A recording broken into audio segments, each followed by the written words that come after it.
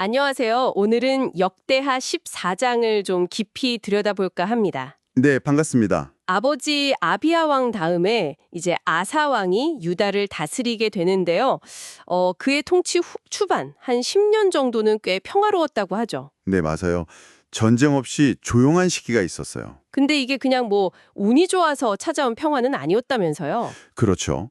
성경을 보면 아사 왕이 하나님 보시기에 선하고 또 정의로운 일을 행했기 때문이라고 딱 명시하고 있거든요. 어떤 일들을 구체적으로 했나요?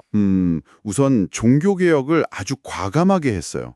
이방 제단들, 그리고 산당 있잖아요. 높은 곳에 세우던 우상숭배 장소들. 네네. 그런 거 다 없애고요.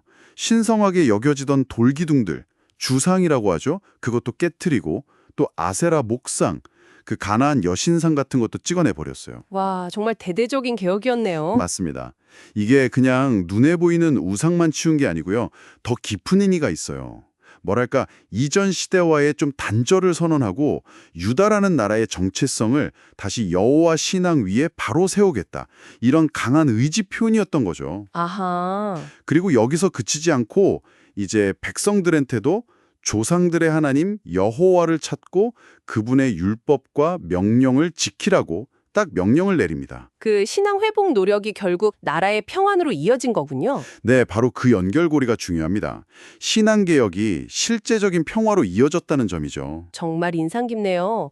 그럼 하나님이 주신 그 평안한 시기, 전쟁 어떤 그 시간을 아사 왕은 어떻게 보냈을까요? 그냥 즐기기만 한 건 아닐 텐데요. 그러며 그 귀한 시간을 정말 잘 활용했어요. 평화를 누리면서 동시에 미래를 대비한 거죠. 대비라면 구체적으로요? 유다 땅 곳곳에 아주 견고한 성읍들을 건축하면서 국방력을 키웠습니다. 아, 성벽을 쌓고 요새를 만들고. 네. 그러면서 백성들에게도 말해요. 우리가 우리 하나님 여호와를 찾았기 때문에 이 땅이 아직 우리 앞에 있고 주님이 우리 사방에 평안을 주셨다. 이렇게요. 이 평화가 어디서 왔는지를 분명히 한 거죠. 평화로울 때 다음을 준비하는 지혜네요. 군사력은 어느 정도였나요, 그때? 군사력도 상당했습니다. 기록을 보면 유다 지파에서 큰 방패랑 창을 쓰는 군인이 30만, 30만. 그리고 베냐민 지파에서 좀 작은 방패랑 활을 다루는 군인이 28만, 합치면 무려 58만 명에 달하는 아주 큰 규모의 용사들이었다고 나와요. 와, 58만. 신앙뿐 아니라 현실적인 준비도 철저했군요. 그렇죠. 소홀히 하지 않았어요. 그런데 그렇게 평화롭게 준비하며 지내다가 큰 위기가 닥치죠. 네, 맞아요. 평화가 영원하진 않았습니다.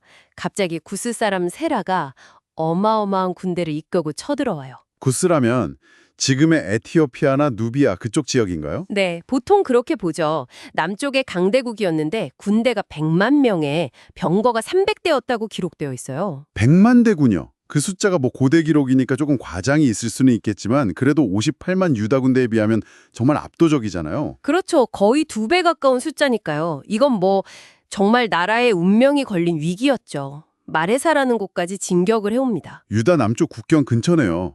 아사 왕은 어떻게 대응했나요? 58만 군대가 있긴 했지만 일단 마레사 근처 스바다 골짜기에서 전열을 갖춥니다. 근데 이제 군사력만으로는 어렵다는 걸 알았겠죠. 여기서 아사왕이 하나님께 정말 간절히 부르짖어요. 아, 그 유명한 기도가 여기서 나오는군요. 네, 여호와여, 힘이 강한 자와 약한 자 사이에는 주님밖에 도와줄 이가 없습니다. 우리 하나님 여호와여, 우리를 도우소서. 우리가 주님을 의지하고 주님의 이름을 의탁하며 이 많은 불의를 치러왔습니다. 와, 여호와여, 주님은 우리 하나님이시니 원하건대 사람이 주님을 이기지 못하게 하옵소서.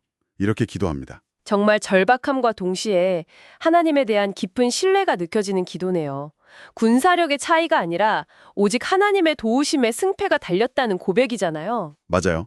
딱 그 핵심을 짚으셨어요. 자신의 힘이 아니라 하나님의 능력을 의지하는 거죠. 그래서 그 결과는 어떻게 됐습니까? 결과는 정말 놀라웠습니다.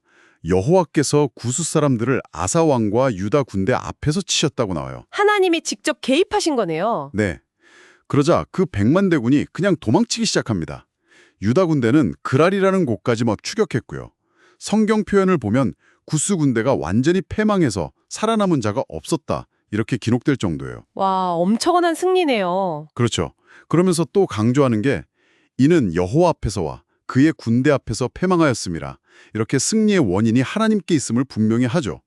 노력한 물건도 엄청나게 많았다고 하고요. 하나님을 의지했을 때 정말 불가능해 보이는 상황도 뒤집힐 수 있다는 걸 보여주는 사건이군요. 네, 그렇습니다. 그리고 이 승리가 단순히 군사적인 승리에서 그치지 않아요. 아, 또 다른 영향이 있었나요? 네, 하나님께서 그 주변 성읍 백성들에게 두려움을 주셨다고 해요. 그래서 유다 군대가 그 성읍들을 치고 많은 물건을 노력할 수 있었고요. 또 양이나 낙타 같은 가축들도 굉장히 많이 얻어서 예루살렘으로 돌아왔다고 기록되어 있습니다. 그러니까 신앙에 기반한 행동이 실체적인 벌영과 안전으로까지 이어진 거네요. 맞습니다. 신앙이 어떻게 현실적인 결과로 나타날 수 있는지를 아주 생생하게 보여주는 대목이죠. 오늘 역대하 14장을 쭉 살펴보니까 아사왕의 신앙 개혁이 먼저 평화를 가져왔고 또 그 평화의 시기에 신앙 안에서 나라를 잘 준비했던 것이 결정적인 위기 순간에 하나님을 의지했을 때 정말 큰 힘이 되었다는 걸 알 수 있네요. 네.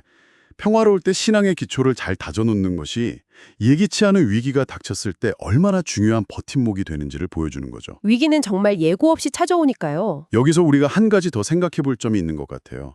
이 이야기는 평화로울 때 혹은 뭐랄까 상황이 좋을 때 신앙 안에서 미리 준비하고 자신을 돌아보는 것이 왜 중요한지를 보여주는 강력한 사례거든요. 아, 위기가 닥쳤을 때 반응은 결국 평소의 준비 상태에서 나온다는 말씀이시군요. 그렇죠.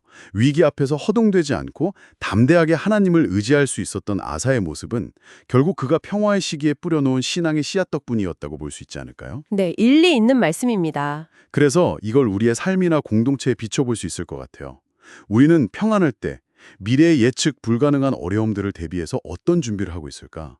단순히 물질적인 대비나 계획 이런 걸 넘어서서 우리의 신앙적인 기초는 과연 얼마나 단단하게 다져지고 있는지 한번 돌아보면 좋겠습니다. 네, 평안할 때 더욱게요. 신앙의 기초를 다지는 것의 중요성. 오늘 아사왕의 이야기를 통해 다시 한번 깊이 생각해 보게 됩니다. 오늘 말씀 감사합니다. 네, 감사합니다.